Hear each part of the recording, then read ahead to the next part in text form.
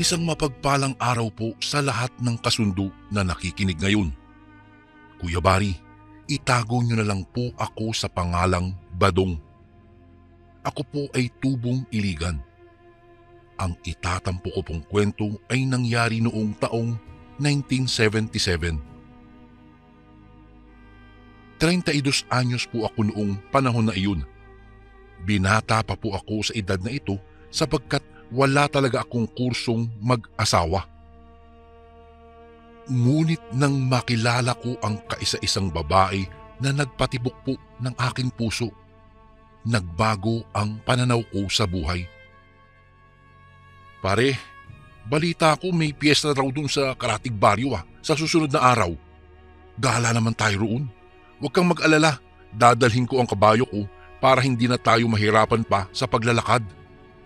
Saad ni Bentong, ang matalik kong kaibigan na kasing edad ko rin. Kuya Bari, wala rin siyang asawa kasi nga pareho kaming pihikan pagdating po sa babae. Ay talaga ba? Sige pa. Tugon ko naman sa kanya. Kuya Bari, kung ang ibang mga binata ay dumadayo sa ibang mga baryo upang makipagkilala sa mga kadalagahan doon, kami naman ni Bentong ay dumarayo para makatikim ng iba't ibang klase ng mga putahe. Alam naman natin na kapag fiesta po ay hindi mawawala ang iba't ibang uri ng mga pagkain. Kaya iyon lang naman ang nasa isip namin, Kuya Bari, mga pagkaing iuuwi.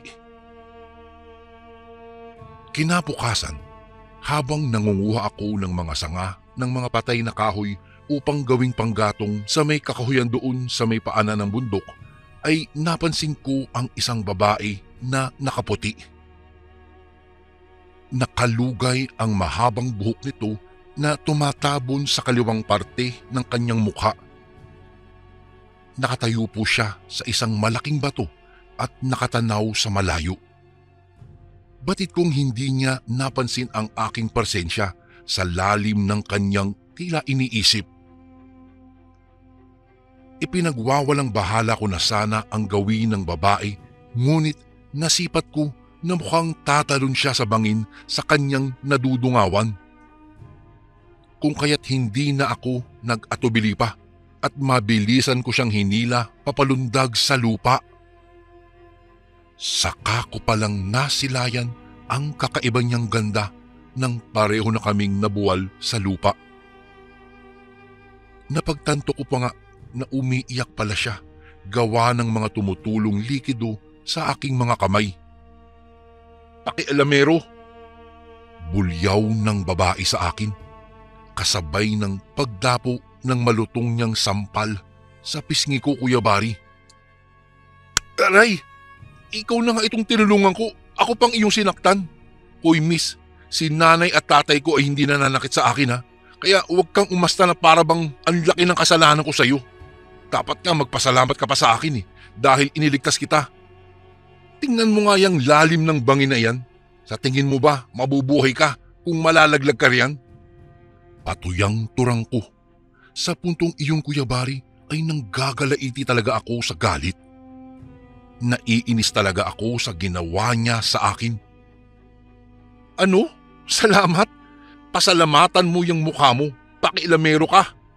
Bulyaw niya ulit, saka mabilis na nilisan ang lugar. Ako naman ay mainit ang ulong isinaayos ang mga panggatong at pinasan patungo sa aming tahanan.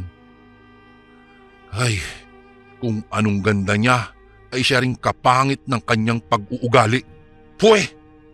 Inis kong turan habang nakahiga sa isang duyan na nakasabit sa malalaking sanga ng punong mangga doon sa likod ng aming bakuran.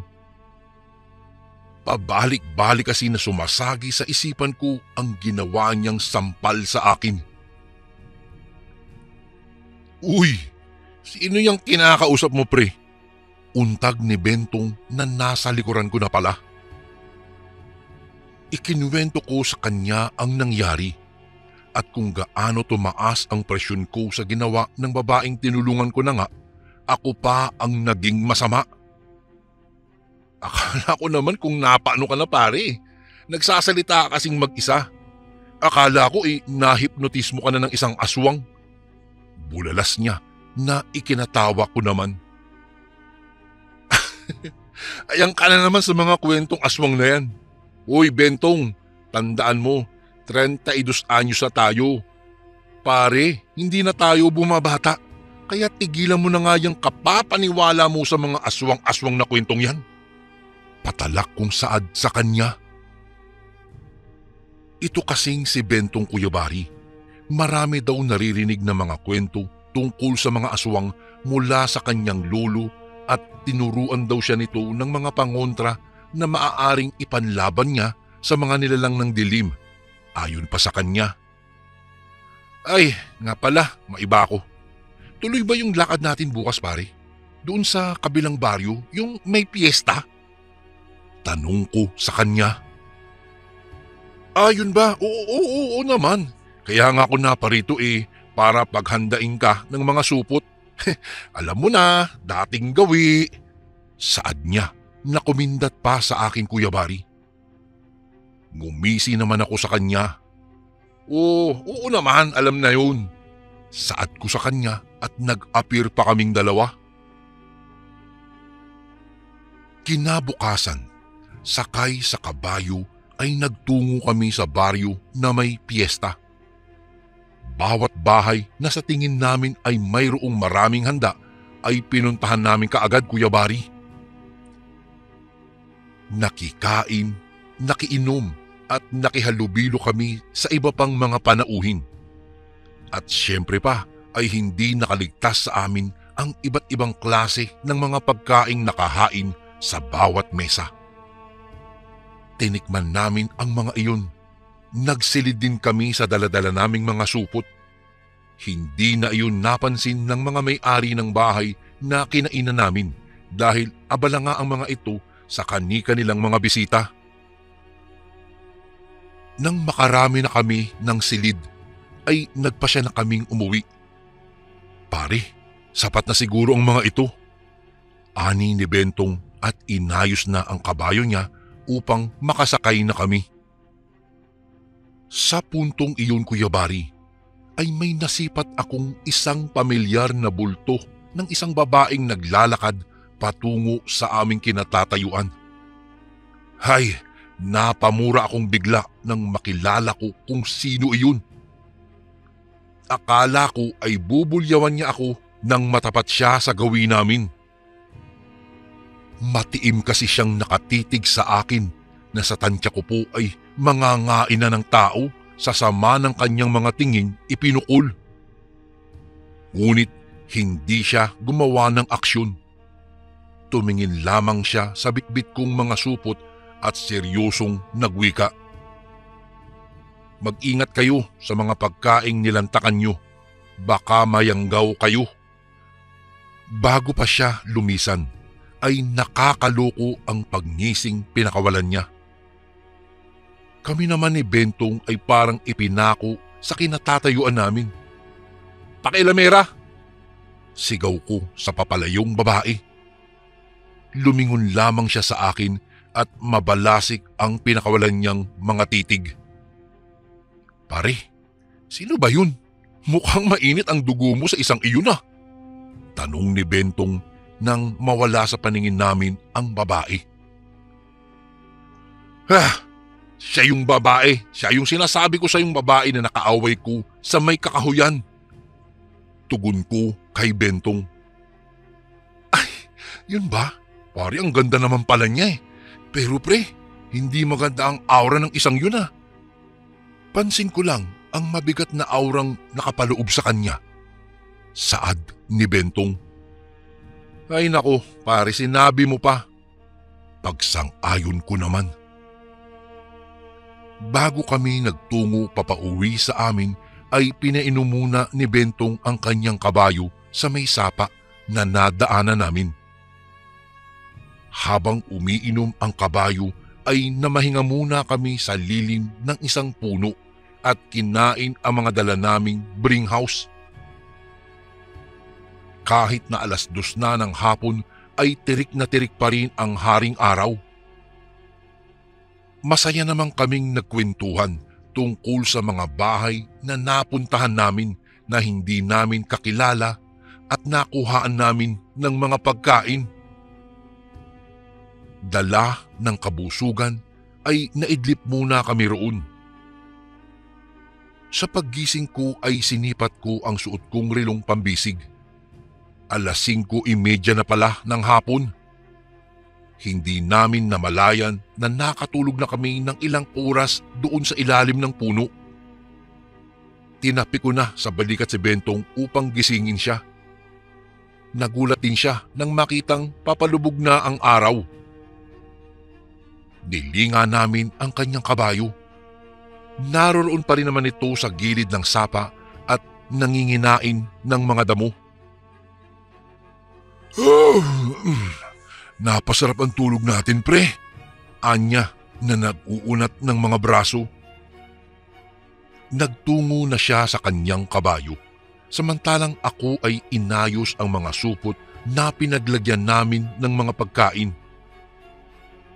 Sa pag-angat ko ng isang supot na may lamang ulam na hindi namin nabuksan kanina, ay namulagat ang aking mga mata, Kuya Bari. Gawa ng tumambad sa aking paningin ang mga naglalakihang mga uod. Gumagalaw pa ang mga iyon. Noong suriin kong mabuti ay nangilabo talaga ako. Gawa ng kakaibang mga uod ang nasilayan ko. Mayroon iyong mahahabang katawan na kulay kahel na sa tansya ko po ay isang dangkal ang haba ng bawat isa. Bago ko po ipagpatuloy ang kwentong ito ay may request sana ako sa iyo, kasundo. Isang pindot lang ito, kasundo, sa subscribe button namin. Malaking tulong po ito sa aming, kasundo, upang mapagpatuloy pa namin ang mas marami pang magagandang kwento. Salamat sa pag-subscribe mo, bagong kasundo. Mayroon ding mga nakakakilabot na mga galamay na katulad ng sagagamba. Dala ng rumihistrong takot ay tinawag ko si Bentong, sabay ng paghagis ko sa supot malapit sa kinaroroonan niya. "Bentong! May mga uod sa loob ng supot na yan!" Halos mabulol kong sigaw. Napakunot noon naman si Bentong at nilapitan niya ang supot na itinapon ko. Sinipat niya iyon na nangungunot ang noo. "Ha? Ano? Wala naman eh. Isang putahe ang naririto at mukhang masarap dahil napakabango." Anya at takam na inaamoy pa ang supot. Sa labis na pagtataka, hinablot ko iyon mula sa kanya at itinaas sa ere. Subalit sa pagsipat kong muli ay hindi na mga uod ang nasa loob noon, kung hindi isang mabango at nakakatakam na putahe nga. Napailing ako ng maraming beses, Kuya Bari. Paanong nangyari ang ganoon? Kinuha naman iyon ni Bentong at akmang lalantakan. Subalit mabilis kong inagaw iyon sa kanya at inihagis doon sa may kabayo. Pagdabo noon sa tabi ng kabayo ay walang tigil sa paglundag ang alaga ni Bentong. Mukhang takot ang kabayo sa kung anuman ang kanyang nakikita. Kung kaya't sa puntong iyon ay mabilis naming nilisan ang lugar. Iniwan na namin ang mga pagkain doon. Sa kalagitnaan ng pagpapatakbo namin ng kabayo ay may naulinigan kaming huni na tila nakasunod sa amin. Magdidilim na rin kasi ng mga puntong iyon, Kuya Bari, hanggang sa may nasipat kaming nakahambalang sa aming daraanan.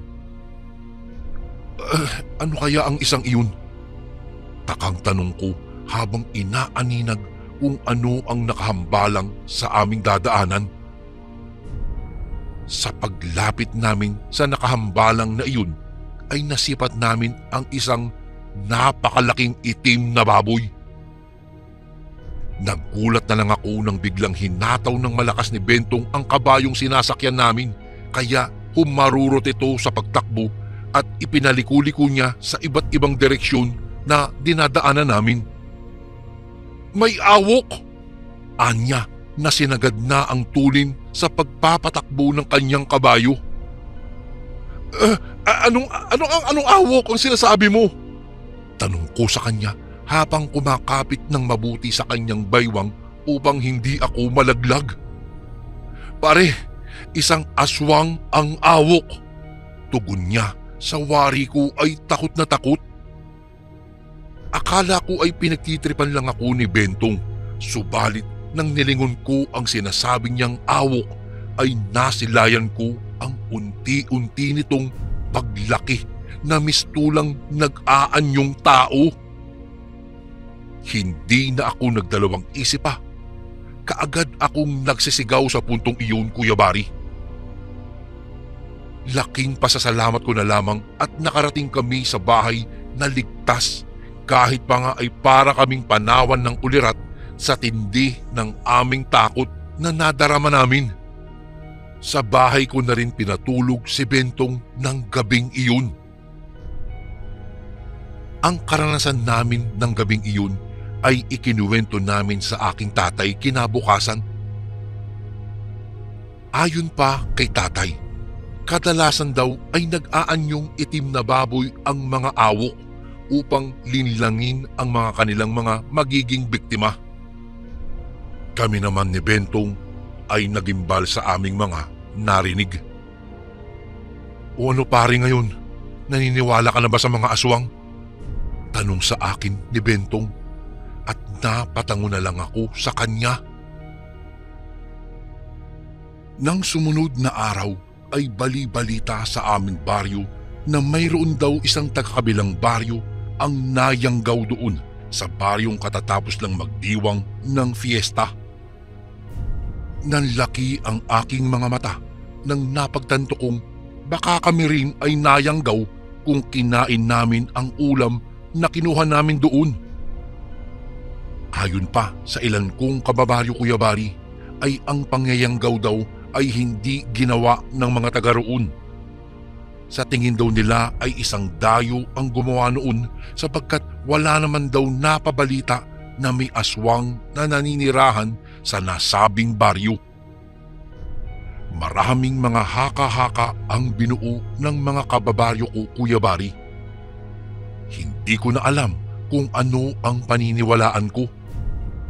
Kaya naupo na lang ako sa may tindahan upang bumili ng tinapay.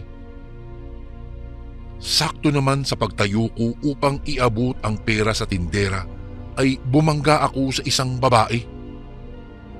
Hihingi sana ako ng paumanhin, ngunit nang mapagsino ko kung sino ito ay nawalan ako ng ganang magbukas ng aking bibig. Pinatigas ko ang aking anyo at taas noo kong inabot ang bayad ko sa tindera kasama ang pag-abot ko rin ng tinapay. Napatda na lamang ako nang magsalita ang babae. Naku, ipagpaumanhin mo kung nabangga kita ha. Nagmamadali kasi ako eh. Anya sa malambing na boses. Ibang-iba sa noong una naming pagkikita.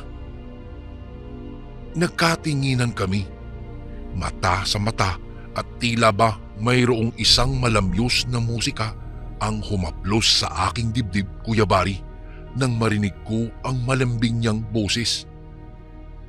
Ngumiti ako sa kanya at tumango.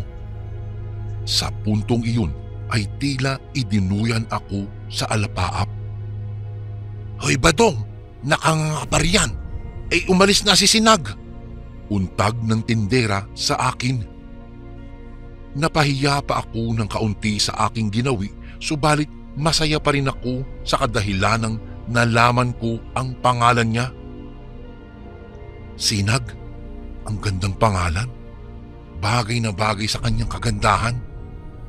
Saad ko habang nakatingin sa papalayong si Sinag.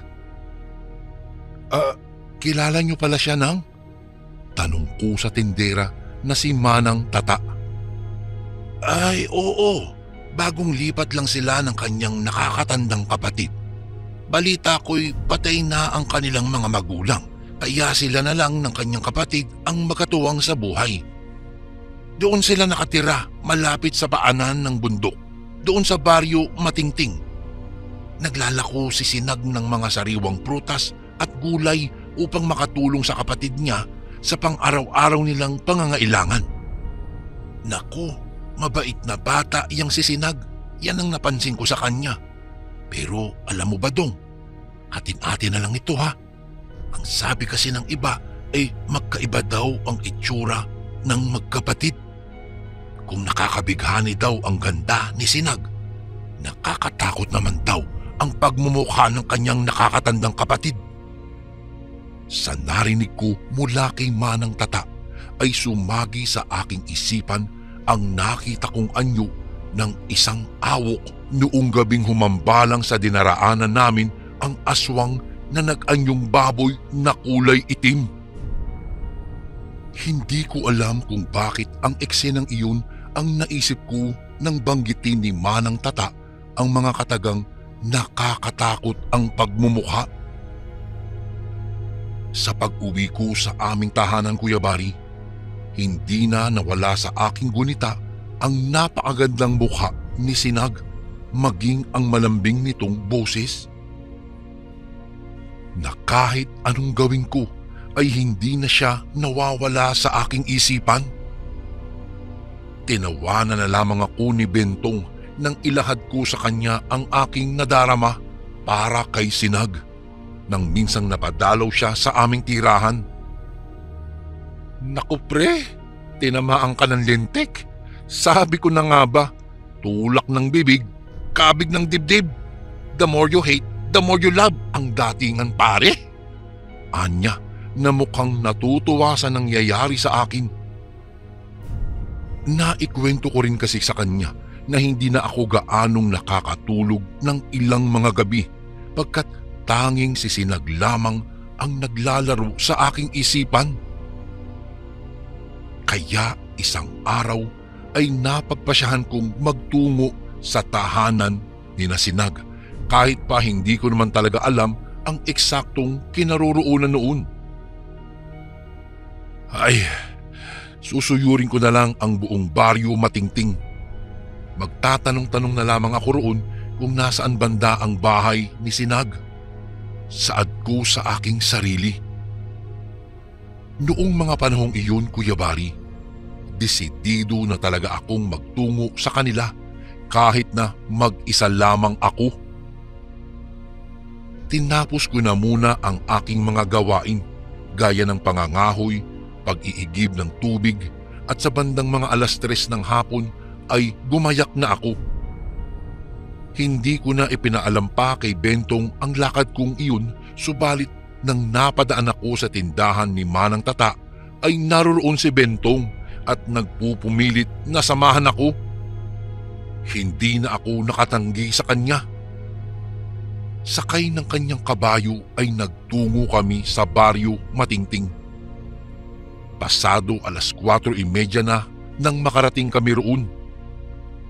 Napansin namin ang ilang mga banderitas na nakasabit sa iilang mga puno at ang arko na may nakapaskil na Viva Señor San Vicente. Bisperas ng piyesta rito ngayon, pare. Ani ni Bentong. Kaya nga sumama ako sa iyo para alam mo na dating gawi.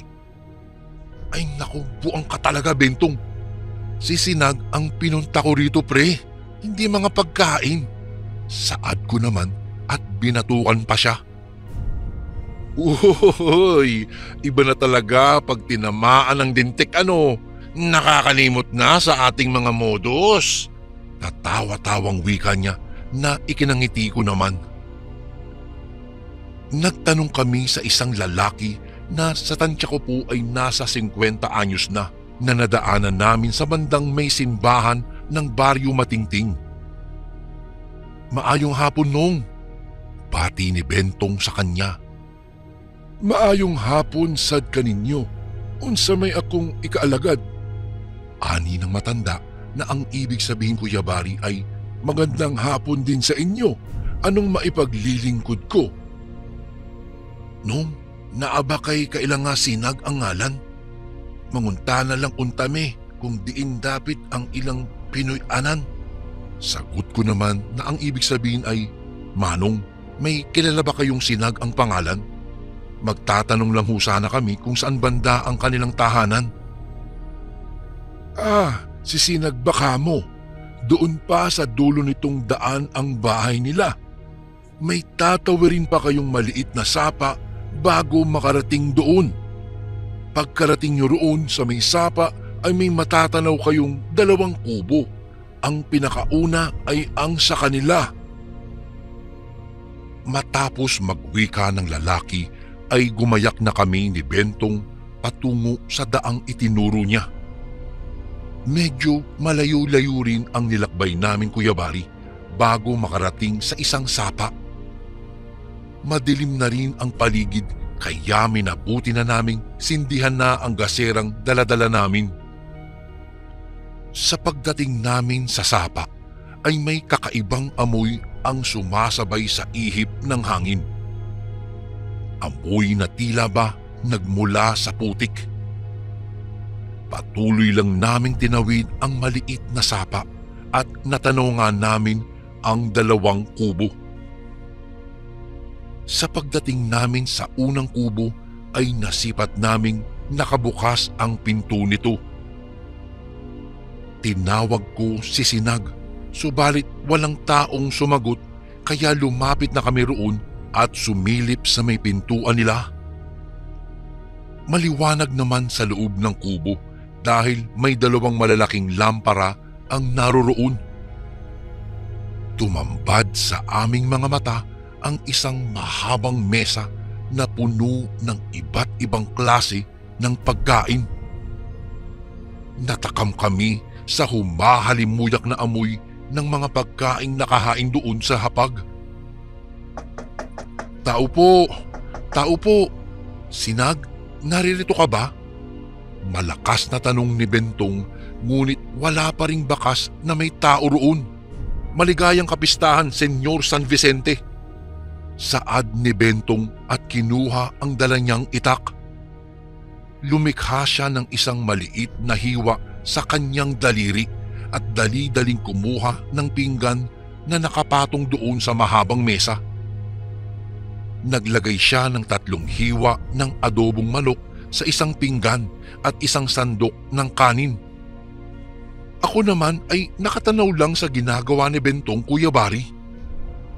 Subalit, hindi pa nga nakakaisang subo itong si Bentong ay may kakaibang tunog na kaming naririnig na nagmumula sa silong ng kubo ni Sinag.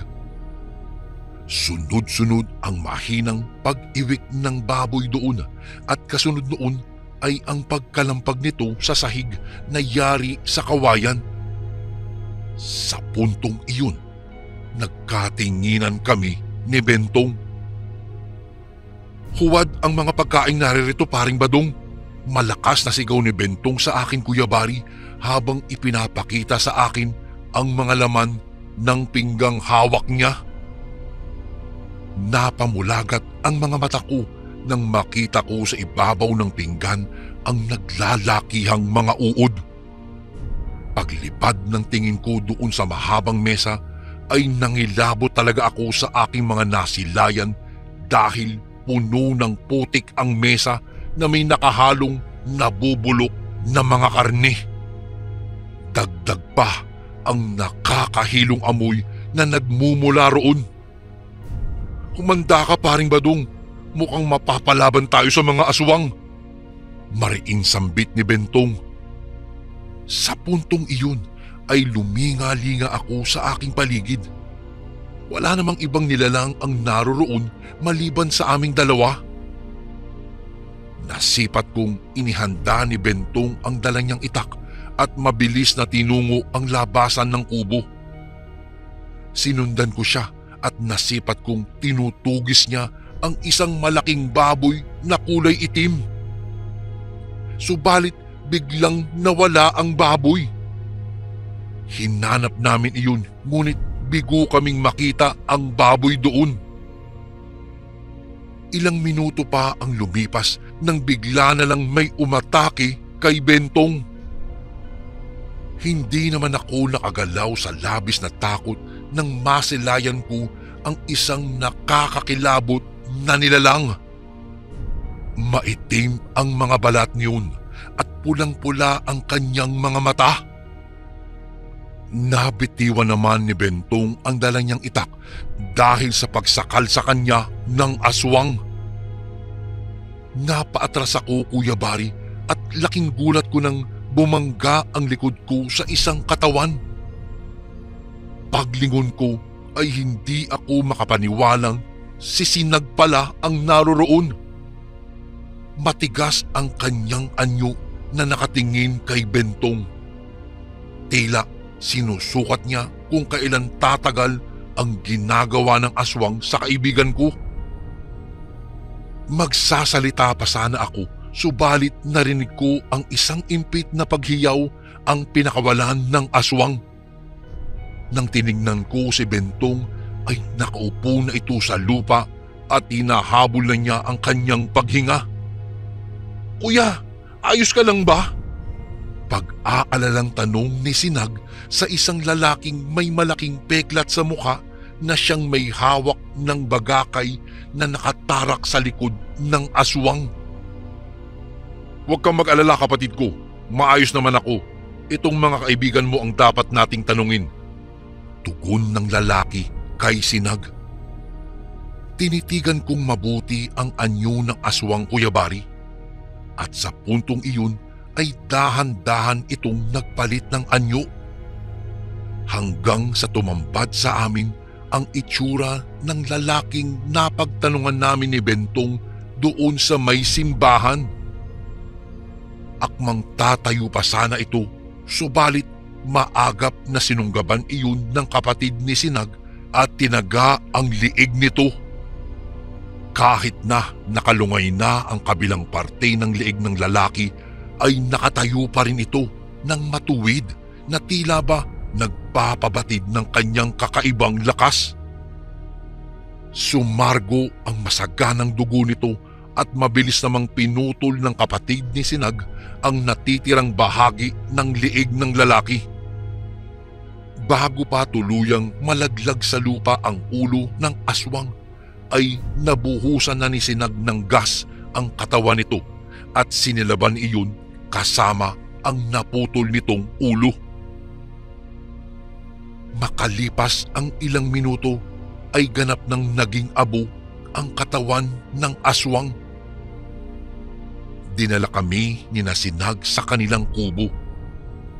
Laking pagtataka naman namin dahil sa iba ang kubo nila sa pinasukan namin ni Bentong. Pagsasalaysay ng kapatid ni Sinag na nakilala namin na si Ondo ay nilinlang daw kami ng aswang. Wala daw umanong ibang kubo roon dahil sila lamang daw ang nakatira doon banda sa may sapa. Naku, siguro kung nakain ninyo ang mga pagkaing nakita nyo roon sa mesa ng aswang ay nayanggaw na kayo ngayon o di kaya'y nalapa na niya kayong dalawa. Ani ni Sinag. Ay, oo nga. Mabuti na lamang at ginawa ko yung itinuro ng tatay ko. Hiniwa ko yung daliri ko para may lumabas na dugo, saka gumuhit ako ng krus sa ilalim ng pinggan gamit ang sariwang dugo na nagmula sa nilikha kong hiwa sa daliri ko. Kaya nalaman kong huwad ang mga pagkaing nandoon at nasilayan namin ang totoong mga nakahain. Mahabang pagsasalaysay naman ni Bentong. Matapos ang gabing iyon, Kuya Bari, ay maayos naman kaming nakauwi ni Bentong.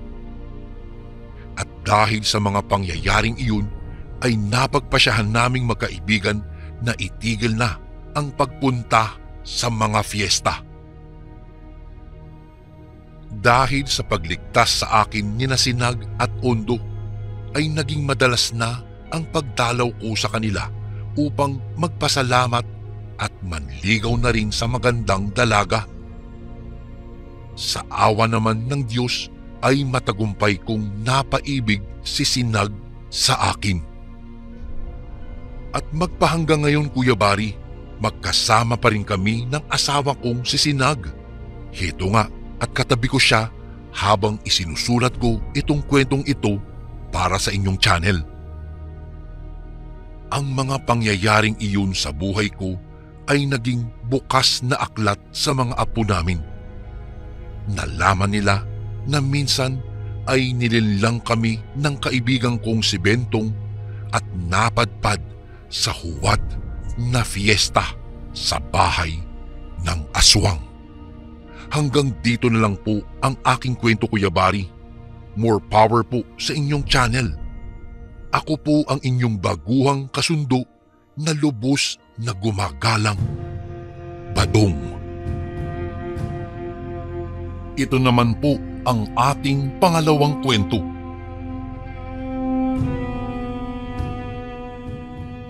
Maputlang mukha ang kaagad na bubungad sa akin ng umagang iyon nang mapagbuksan ako ng pintuan ng isa sa mga nangungupahan sa amin.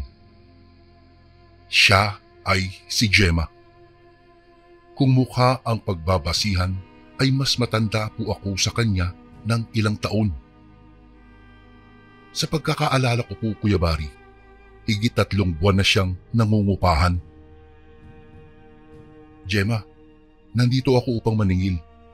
1.5 buwan ka nang hindi nagbabayad ng upa mo. Mahinang wika ko sa kanya.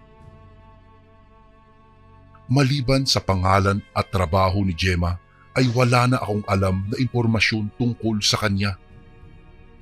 Ni hindi alam kung saan ito nagmula o kung may pamilya pa ba.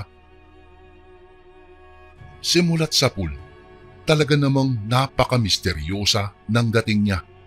Lalo na't hindi siya mahilig makihalubilo sa iba pang mga nagre-renta. Magbabayad po ako sa makalawa, Mang Christian. Pasensya na po, mahina kasi ang bentahan ngayon ng sampagita. Mahinhin nitong tugon na lihim kong ikinangiti.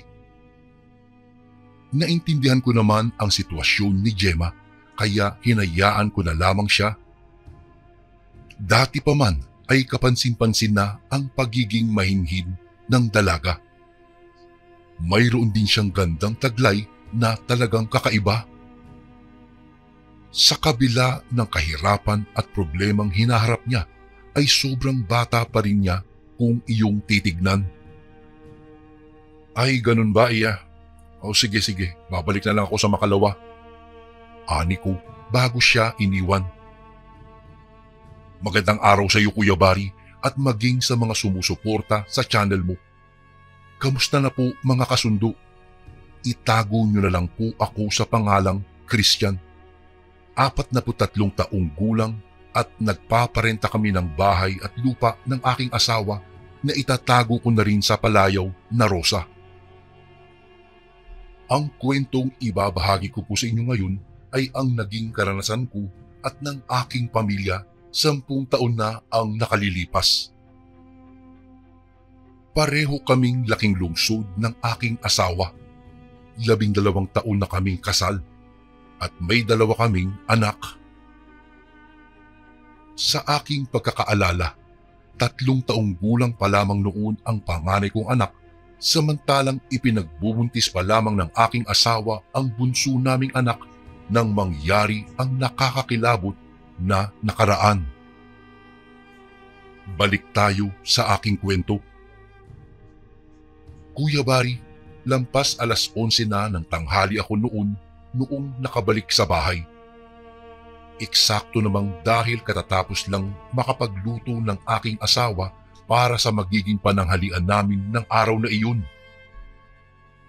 Ano, nakapagbayad ba sila? Salubong sa akin ng aking asawa at bahagya pa akong inalalayan papunta sa sala. Oo, nakapagbayad naman ang lahat maliban doon kay Gemma. Tugon ko kasabay ng pag-upo sa upuan na gawa sa kawayan. Kuya Bari, simple lang naman ang buhay naming mag-asawa. Sakto lang ang kinikita namin sa paupahan. para sa pang-araw-araw na gastusin at pangangailangan namin. Ano? Hindi na naman siya nakapagbayad? Aba baka takbuhan tayo niyan. Bahagyang tumaas ang boses ni Mrs. kaya napatayo ako saka siya niyakap. Naku, ikaw naman. Pagbigyan mo na at mukhang naghihirap siya ngayon. Magbabayad din naman yun. Alam mo, mabuting tao si Gemma. Pagpapakalma ko sa kanya na ikinaingos niya. Naku, palagi mo namang pinagtatanggol ang babaeng iyon. Nagtatampong tugon ng aking asawa kaya wala sa oras na kiniliti ko siya sa kanyang tagiliran dahilan ng pagtawa niya. Ano ba naman, Christian? Nakikita mong buntis ako, no? Anya sabay hampas sa aking balikat. Kaya nga dapat kumalma ka dahil buntis ka. Sige ka, pag lumabas ang bunso natin, baka laging nakasimangot yan. Pagbibiro ko sa kanya, saka siya inalalayan na maupo. Ako na rin, Kuya Bari, ang nagsandok ng makakain niya. Pagkatapos namin na kumain ay ako na ang nagboluntaryong maghugas ng plato samantalang dumiretso naman ang aking asawa sa kwarto upang magpahinga na. Kuya Bari, marahil nagtataka kayo kung nasaan ang panganay naming anak. Nang mga panahong yun kasi ay nasa pangangalaga ng bayaw ko ang aking anak. Bakasyon naman kaya hinayaan na lang namin siya sa pangangalaga nila pero linggo-linggo naman namin siyang dinadalaw at pinapadalhan ng mga pangangailangan niya at mga kagustuhan niya. Noong matapos akong maghugas at maglikpit ng aming pinagkainan, lumabas po ako ng bahay at dumiretso sa tindahan ni Aling Meng upang bumili ng asukal at kape.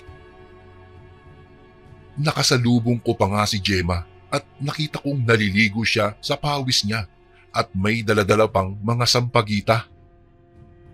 Hindi na nagkaroon ng pagkakataon na makapag-usap kami dahil halatang nagmamadali siya. Hindi naman kaagad ako nakabalik sa aming bahay dahil nagkataon naman na nasa tindahan din pala ang mga kumpare ko at sila'y nag-iinuman. Oy mga pre, ang aga ng inuman natin . Napatawa pa sila dahil sa sinabi ko. Ayon sa isa sa kanila, nanalo daw sa sabong ang isa naming kumpare. Inalok pa nila akong uminom na tinanggihan ko naman. Nakipagkwentuhan lang ako sa kanila ng saglit bago bumalik sa aming bahay. Mabilis na lumipas ang mga araw. Wala namang kakaibang nangyari maliban na lamang sa biglaang pag-asenso ni Gemma. Nagtaka ako dahil sa halip na maglako ito ng bulaklak ng sampagita, nagbebenta na ito ng mga karne. Minsan na rin kaming bumili ng asawa ko ng karne sa kanya at masasabi kong kakaiba ang lasa nito kumpara sa mga karning nabibili namin sa palengke. Nabayaran na rin niya ang upa niya sa bahay kaya kahit papaano nabawasan ang sama ng loob ng asawa ko sa kanya. Isang hapon, habang nagiinuman kami ng mga kumpare ko ay napunta ang kanilang pinag-uusapan tungkol sa gumagala-galang aswang sa aming lugar. Hindi na ako nabigla pa nang mapag-usapan nila ang bagay na iyon, lalo na at ilang beses ko nang naririnig ang biglaang pagkawala ng mga kabataan at mga matatanda. Kadalasan ay natatagpuan na lamang ang mga bangkay nila sa tagong lugar. Wakwak na ang kanilang tiyan at nawawala ang mga lamang loob. Naku mga pre, paniguradong aswang na naman ang may kagagawan ng krimeng iyon. Oo nga, nakakilabot. Sana mahuli na ang gumagalang aswang para matapos na ang kababalaghang ito. Narinig ko pang komento ng mga kumpare ko. Sang-ayon naman ako sa sinabi nila. Maging ako ay hindi ko rin mapigilan na mag-alala para sa kaligtasan ko at ng aking pamilya. Ilang oras pa kaming tumambay sa tindahan ni Aling Maming bago ako nagpasyang umuwi. Nang makauwi ako, kaagad naman akong pinaghanda ng hapunan ng asawa ko bago kami sabay na natulog. Araw ng linggo. Lampas 8:00 na ng gabi at sa pagkakatanda ko, Kuya Bari, sobrang lakas ng ulan ng mga sandaling iyon. Hindi ako mapakali sa bahay lalo na't biglaan na nagkasakit ang asawa ko. Sobrang taas ng lagnat niya, samantalang malamig naman ang kanyang mga kamay at paa. Balisa rin ito at hindi mapakali sa kanyang hinihigaan. Rosa, dalhin na kaya kita sa ospital? Nag-aalalang wika ko sa aking asawa, ngunit wala akong may nakuhang sagot mula sa kanya maliban sa hikbi. Napahilamos ako ng aking mukha at napagdesisyonang humingi na lamang ng tulong. Hindi ko kasi matiis na nakikitang nahihirapan ang asawa ko, Kuya Bari. O sige, dito ka lang muna. Babalik ako kaagad. Sabi ko sa kanya, saka ako napatayo. Hindi pa man ako tuluyan na nakalabas sa kwarto naming mag-asawa ay may namataan akong bulto sa labas ng bintana. Nagmamadaling lumabas ako sa bahay at naabutan ko ang babaeng nakatalikod. Gemma? Kunot noong tanong ko nang mapagtanto kong siya pala ito. Oh, gabi na Bakit ka nandito? Duktong ko pa. Bumili ho ako ng kandila sa tindahan nila Aling Meng. Sobrang lakas ng ulan kaya nakisilong muna ako rito. Tugon nito na ikinatango ko naman. Inanyayahan ko pa nga siya na pumasok sa loob ng aming bahay upang doon na makisilong dahil napansin ko na nabasa nga ito ng ulan. Ngunit tumanggi siya.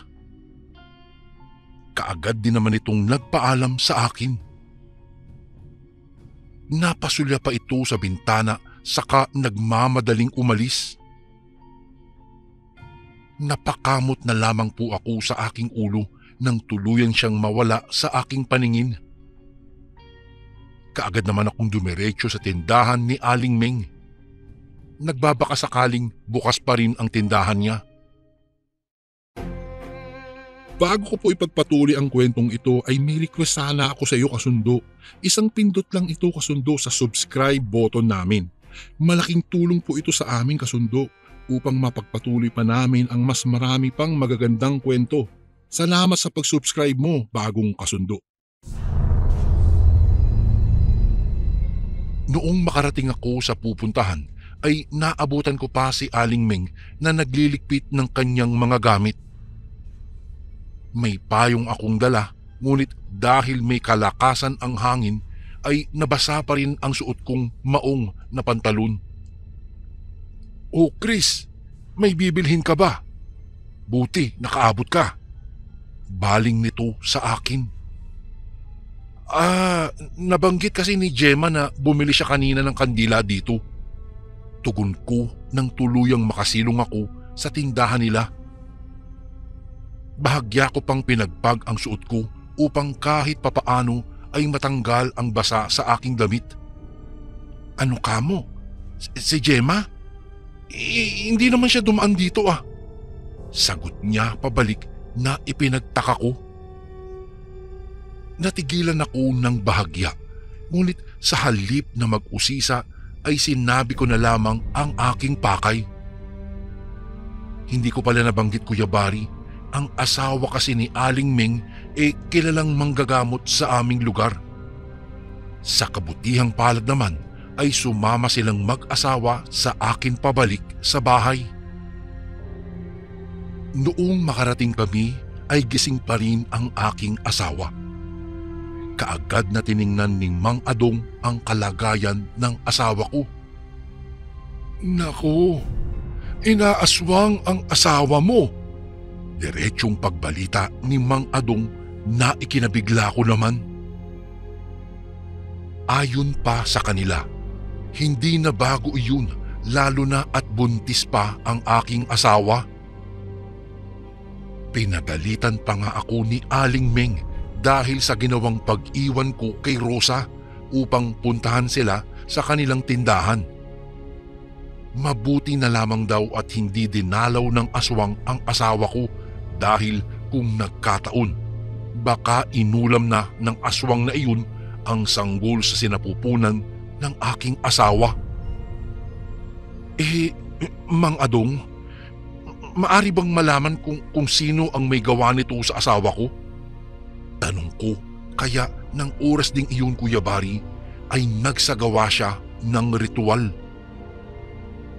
Lumipas ang mahabang oras at natapos din ang ritual. Kinabukasan ng gabing iyon ay kaagad akong dumiretso sa bahay ni Gemma. Napag-alaman ko kasi na siya pala ang may gawa noon sa aking asawa. Hindi ko na mabilang kung ilang beses na ba akong kumatok sa pintuan ng inuupahan niyang bahay, ngunit walang nagbukas, kung kaya't napagdesisyonan ko na pasukin ito. Umusbong ang hindi pangkaraniwang amoy na sumalubong sa akin nang tuluyang buksan ko ang pintuan. Sa sobrang baho noon Kuya Bari, hindi ko napigilan na magsuka. Palihim pa nga akong napamura dahil doon.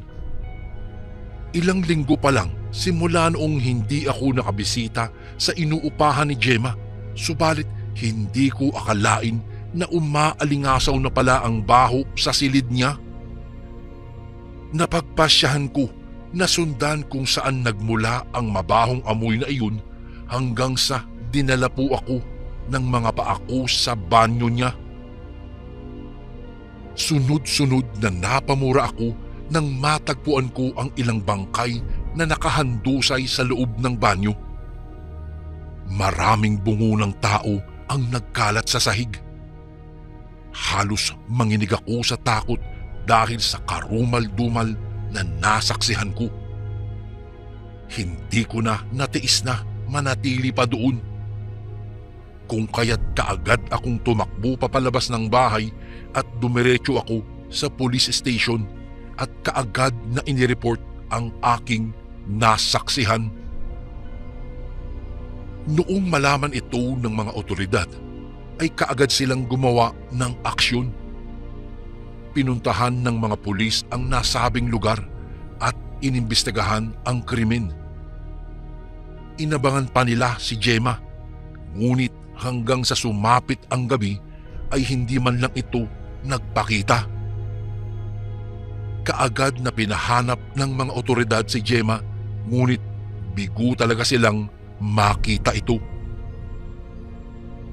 Sa kabuuan ng investigasyon, lumabas na matagal na palang pinagmamanmanan si Gemma dahil sa may iilan na nagre-report tungkol sa nawawalang mga kabataan sa aming baryo. Ang mga karning ibinebenta niya ay karne pala ng tao. Hindi ko akalain na karne pala ng tao ang nakain ko itong nakaraang linggo. Ako, mabuti na lang hindi atay ang binili ko dahil kung nagkataon ay baka naging aswang na rin ako. Naku, dapat hulihin ang aswang na yan at sunugin ng buhay. Naririnig kong mga komento ng mga tao sa tuwing napapadaan ako sa labas ng mga bahay nila. Lumipas ang mga araw na hindi na nagpaparamdam talaga si Gemma sa amin. Ang buong akala ko ay magiging maayos na ang lahat. Subalit hindi ko akalain na babalikan niya pala ako upang maghiganti. Kagaya ng nakagawian, pasado 7:00 na nang natapos ang inuman namin ng mga kumpare ko. Habang mag-isa kong tinatahak ang masukal at madilim na daan, nakarinig ako ng mga pagkaluskos at sumunod ang mahinang tunog ng tiktik. Nang dahil sa aking narinig ay napatigil ako sa aking paglalakad. Kuya Bari, kahit papaano ay may kaunting nalalaman naman ako tungkol sa mga aswang. Kapag mahina raw ang pagtunog ng tiktik, ang ibig sabihin noon ay nasa malapit lang ang aswang. Samantalang kapag malakas naman ay malayo daw ito. Nakiramdam ako sa paligid. Nilakasan ko ang aking loob dahil kapag pinanghinaan ako ng aking loob, maaaring maging isa rin ako sa mga biktima niya. Umihip ang napakalamig at malakas na hangin. Iginala ko ang aking paningin sa paligid hanggang sa nakakita ako ng kahoy na may maraming tinik. Hindi ko po alam kung anong tawag sa kahoy na iyon. Ngunit kung ilalarawan ko ito, medyo manipis ito, subalit pinalilibutan ito ng napakaraming tinik. Hindi rin ito mabigat at sa katunayan ay nagawa ko pa itong iwagayway sa ere dahil sa sobrang gaan nito. Alam kong nagtatago ka lang. Anong kailangan mo sa akin? Malakas kong sigaw habang mahigpit na nakahawak sa kahoy na napulot ko. Nanatiling nakiramdam ako sa aking paligid nang bigla na lamang itong tumalon na hindi ko mawari kung saan nagmula at bigla akong inatake. Hindi ko inaasahan ang ginawa niyang pag-atake kaya walang kahirap-hirap niya akong napabagsak sa lupa bago dinaganan. Kitang-kita ko na pulang-pula ang mga mata niya. Matutulis at mahaba ang kanyang mga ngipin habang naglalaway na nakatingin sa akin na anumang oras ay handa niya akong patayin. Napadaing at napasigaw ako nang tumama ang matulis niyang kuko sa aking mukha nang kalmutin niya ako. Napasigaw naman ako dahil sa sakit. Inipon ko ang natitira at buong lakas kong itinulak siya at napagtagumpayan ko naman. Matapos ko siyang naitulak, muli kong hinanap ang kahoy na nabitiwan ko. Nung mapulot ko ito, iniangat ko ito sa harapan niya at hindi na ako nagdalawang isip pa na inihampas iyon sa kanya na ikinasigaw niya dahil sa sakit. Pagbabayaran mo ito! Galit niyang sigaw sa akin. Bawat paghampas ko sa kanyang balat ng kahoy na maraming tinik ay napapadaing ito hanggang sa hindi na niya ito nakayanan. Nagulat na lang ako nang unti-unting tinubuan ng maraming balahibo ang kanyang katawan. Bigla siyang tinubuan ng pakpak ng parang sa paniki sa kanyang likod at maging ang nguso niya ay biglang tumulis hanggang sa naging ganap siyang isang parang ibon. Inihanda ko ang aking sarili sa hakbang na maaari niyang gawin. Ngunit sa halip na atakihin ako, ay lumipad ito papalayo. Iilang minuto pa akong nagtagal sa kinatatayuan ko at nakiramdam sa aking paligid, ngunit hindi na siya nagparamdam pa. Takot na takot ako at hindi ko maintindihan ang aking nasaksihan. Sa pagod at takot ko, umuwi ako sa bahay at kaagad na ikinuwento sa asawa ko ang buong pangyayari. Hindi talaga ako makapaniwala na nakakita ako ng tunay na aswang. Iyon na ang huling gabi na nakita at nakaharap ko si Gemma. Simula noon ay hindi na siya muling nagparamdam pa sa aming baryo. tuluyan na siyang lumisan sa aming lugar. Matapos ang nakakakilabot na pangyayaring iyon, Kuya Bari, sinundo ko na sa bahay ng bayaw ko ang panganay naming anak ni Rosa. Mahigit 3 buwan pa ang nakalipas bago ipinanganak ng aking asawa ang bunso naming anak. Sa awa naman at tulong ng Panginoong Diyos ay nailuwal niya ito ng maayos at malusog. Laking pasasalamat ko talaga sa taas dahil walang nangyaring masama sa aking pamilya. Kuya Bari, wala pong nakakaalam kung ano ang dahilan ng biglaang paghasik ng lagim ni Gemma na nagpanggap lamang na isang tindera ng sampagita. Wala talagang mag-aakalang aswang siya. Napakaamo po ng mukha ni Gemma at sa tingin ko ay wala talagang gagawing masama sa amin. Ngunit nagkamali pala ako.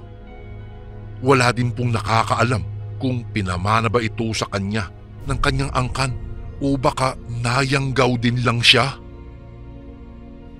Sino ba ang mag-aakala na ang dating tindera ng sampagita ay ang aswang pala sa aming baryo na naging dahilan ng pagkawala ng maraming tao? Kuya Bari, dito ko na po tatapusin ang aking kwento. Sana po ay nagustuhan nyo at mapili nyo pong basahin ito sa mga susunod na araw. Hanggang dito na lang po ang aking kwento at sa uulitin po, magandang araw po sa lahat ng kasundo na nakikinig ngayon. Lubos na gumagalang, Christian. At ito naman po ang ating pangatlong kwento. Isang mapagpalang araw po sa inyo, Kuya Bari. Tawagin niyo na lang po ako sa pangalang Edgar. Kuya Bari, kasalukuyan po nakatira po ako dito sa bayan ng Cotabato. Nais ko lang pong ibahagi sa inyo ang aking isang karanasan na hindi ko po malilimutan tungkol sa isang kababalaghan. Nangyari po ang karanasang ito, dekada 70. Isang araw, habang kami ay papaakyat ng bundok upang mangaso ng aking mga kaibigan na itago na lang po natin sa pangalang Dennis at Carlo. At dahil sa nawiwili kami sa panghuhuli ng hayop, hindi na po namin napansin na napapalayo na pala kami at tila ba nasa liblib na kami ng kagubatan. Maya-maya pa ay nakahuli na naman kami ng iba't ibang uri na makakain na mga hayop. Makalipas ang ilang sandali at noong makaramdam na kami ng gutom, ay agara na kaming nagpahinga sa isang ilalim ng puno ng nyug at nagsiga ng apoy upang makapagluto kami ng aming mga nahuling hayop. Grabe naman, ang liliit naman ng mga nahuli natin ngayon. Sana naman mamaya makahuli tayo ng baboy damo para makauwi na tayo kaagad. Sampit ni Dennis sa amin. Ay nako, oo nga pre, mukhang nauubos na yata ang mga ligaw na hayop dito sa kagubatan na. Segunda naman nito ni Carlo. Habang naghihintay kaming maluto ang mga kinatay naming hayop, ay naisipan kong magmasid-masid sa paligid. Nagbabaka sakaling makahuli ulit ako ng hayop at sanay sa pagkakataong iyon ay malaki-laki ng hayop na ang mahuli ko para naman makauwi na kami. Sa aking pag-iikot ay napansin kong tila may malapit na baboy sa kinaroroonan ko. Dahil naririnig ko ang hagok nito, kaya naman minabuti kong hanapin ito. Subalit, nakailang minuto na ako ay hindi ko iyon mahagilap. Kung kaya bumalik na lang ako sa aking mga kaibigan at saktong nakaluto na sila. O mga tol, mamaya may hahanapin tayong baboy ramo. Alam niyo kung bakit? May narinig kasi ako kanina. Doon na may humahagok na baboy ramo doon sa di kalayuan. Baka nandyan lang yun at nanginginain lang. Wika ko sa aking mga kaibigan. Sige tol, huhulihin natin yan para makauwi na tayo bago pa magdilim. Kakaunti pa lang kasi itong nahuli nating hayop eh. Tugon naman ni Dennis. Ay, saktong-sakto yan pare. Para naman malaki-laki na ang maiuwi natin. Segunda naman ito ni Carlo. Habang kumakain kami, napansin namin na papalapit ng papalapit ang naririnig kong hagok ng baboy ramo. Kung kaya't kinuha namin agad ang aming mga sibat upang kung sakaling dadaan ito sa malapit sa amin ay agad namin itong sisibating. Kaya nakiramdam muna kami hanggang sa tumigil na lang bigla ang paghagok nito. Kaya naisip namin na tila lumayo na ito at nagpatuloy na lang ulit kami sa aming pagkain. Matapos kaming kumain ay sinubukan na naming hanapin ang baboy ramo. Noong hindi na namin iyon makita, ay nagpatuloy na lang kami sa paghanap ng iba pang hayop na maiuuwi namin para sa aming tahanan upang may pang-ulam kami kahit papaano. Makalipas lang ang ilang oras at dahil sa kakalakad namin ay inabutan na kami ng gabi sa agubatan. Naku mga pare ko, magpahinga na muna tayo. Nananakit ng mga binti ko eh. Isa pa, tingnan mo gumagabi na. Saad ko sa kanila. O nga tol, mabuti pa nga. Dito na lang tayo muna magpalipas ng gabi. Kasi hindi na natin alam kung ano pa ang mangyayari sa atin kung magpapatuloy pa tayo sa paglalakad palabas ng gubat. Wika naman ni Carlo. Tama mga tol. Pero teka lang sandali lang, magpapadingas lang ako. Wika ko sa kanila. Kaagad naman kaming naghanap ng mga lumang kahoy upang magamit namin sa gabi. Dahil sa madilim na nga ang buong paligid ay tanging sinag lang ng apoy ang aming nakikita. Makalipas lang ang ilang oras at lumalim ang gabi, ay unti-unti kaming nakakarinig ng ingay na animoy may malapit na kabahayan sa aming kinaroroonan. Dahil sa hindi ko na maatim ang ingay, ay napagpasyahan namin na hanapin iyon. Gumawa na rin kami ng sulu para may pang-ilaw kami sa aming daraanan. Sa kakahanap namin ay napadpad kami sa parabang isang tribo na nababalutan ng kadiliman. Tanging ilaw lang ng mga apoy ang aming nakikita. Habang pinagmamasdan namin ang mga bahay na gawa sa mga anahaw, ay may mga nakikita kaming mga taong nagkakasiyahan at nagtatawanan habang pinalilibutan ang apoy. Naku tol, tingnan mo. Parang delikado Umalis na kaya tayo dito? Wika ko sa dalawa. Oo nga pre. Bumalik na lang tayo sa kinaroroonan natin kanina. Baka masasamang tao ang mga yan. Bulong sa akin ni Carlo. Habang itong si Dennis ay hindi naman nagsasalita at tahimik lang.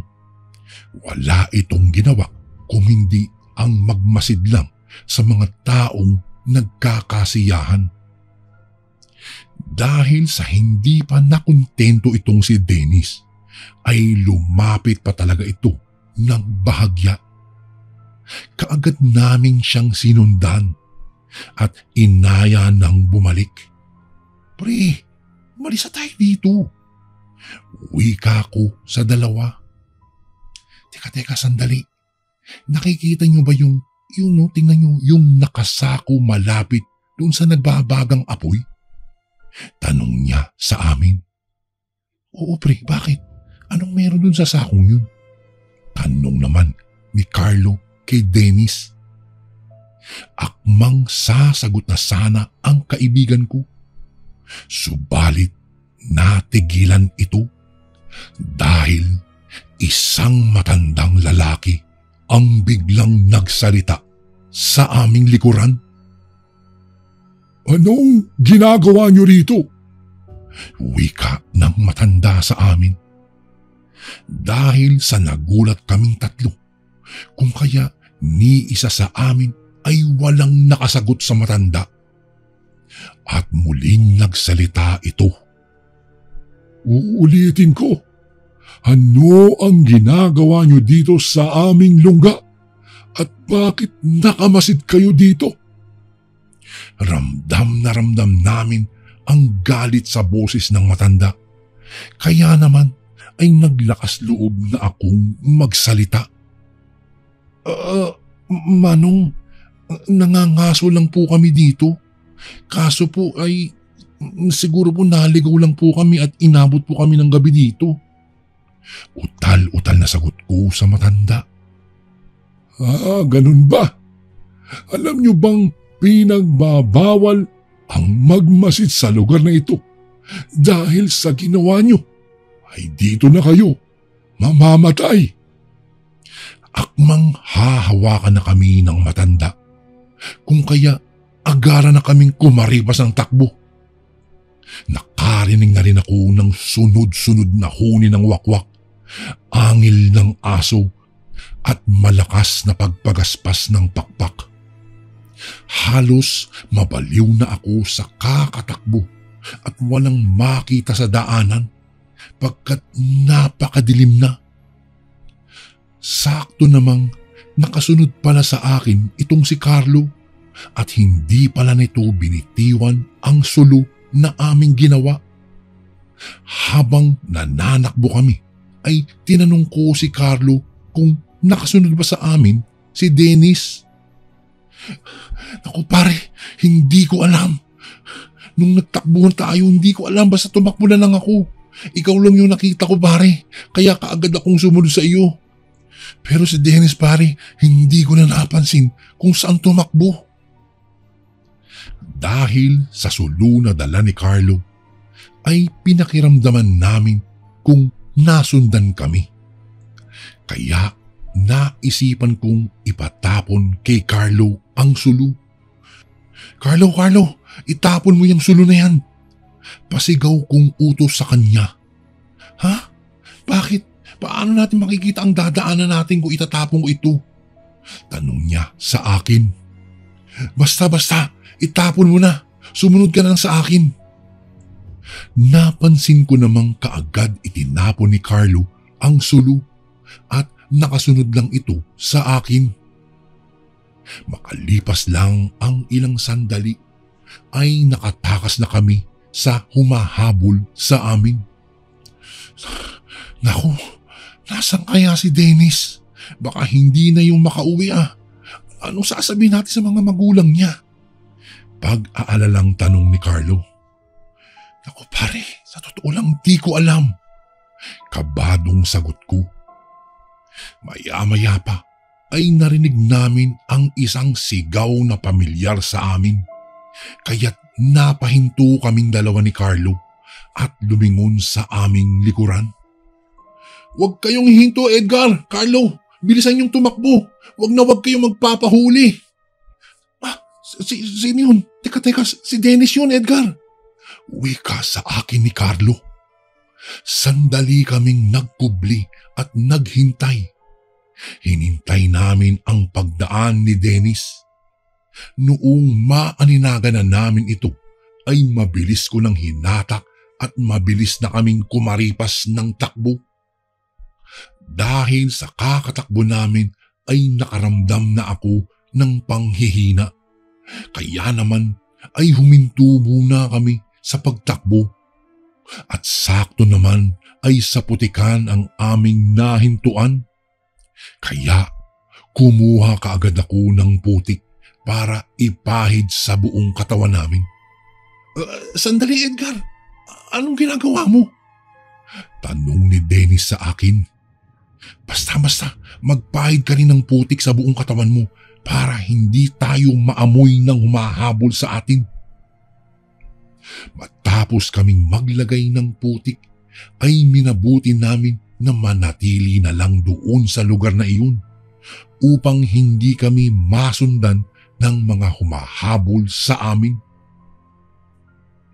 Maya-maya pa'y habang nakakubli kami ay may narinig na kaming mga angil ng hayop. Tila ay may inaamoy iyon sa paligid. At dahil sa takot ko ay pumikit na lang ako. At noong dinilat ko ang aking mga mata ay wala na akong naririnig na mga pag-angil ng hayop. Noong makumpirma naming wala na ang mga humahabol sa aming mga tao o sa tingin namin ay mga aswang, ay nilisan na namin ang kagubatan at umuwi na kami sa aming mga tahanan. Makalipas lang ang mahigit 1 oras ay napansin namin na malapit na kami sa aming mga tahanan. Minabuti na muna naming dumaan sa mga sapa upang makapaghugas ng katawan. Matapos naming maghugas, ay napag-usapan naming ilihim na lang ang aming nasaksihan doon sa liblib na kagubatan na napuntahan namin. Tama tol, mas mabuti pa nga na huwag na natin paalam. Baka kasi pag nalaman yun ng mga kababaryo natin, may magtangkang pumunta doon sa lungga ng mga aswang. Baka mapahamak lang sila at hindi na sila makalabas doon. Tugon sa akin ni Dennis. Habang naglalakad na kami sa baryo namin, ay hindi ko maiwasang maluha dahil sa muntik na kaming mamatay. Ang buong akala ko talaga'y katapusan na namin kanina. Matapos nga ang pangyayaring iyon, Kuya Bari, ay ilang linggo na kaming na-trauma at ilang araw ko ring napapanaginipan ang nangyari sa amin. Ngunit lumipas ang panahon ay unti-unti ko nang nalimutan ang lahat ng nangyari sa aming magkakaibigan. Kaya simula po noon ay hindi na ako nagtangkapang mga sumuli. Sa halip ay nanguha na lang ako ng isda at iba pang mga lamang tubig na pwedeng maiulam. Kuya Bari, hanggang dito na lang po ang aking kwento. Maraming salamat po. Lubos na gumagalang, Edgar. And again, maraming salamat po mga kasundo. Don't forget to subscribe and i-click nyo lang po yung bell na button para updated po kayo sa mga upcoming videos namin na paparating. Maraming salamat po ulit. God bless and ingat po lagi dyan. Ito po si Kuya Bari at ako ang sundo.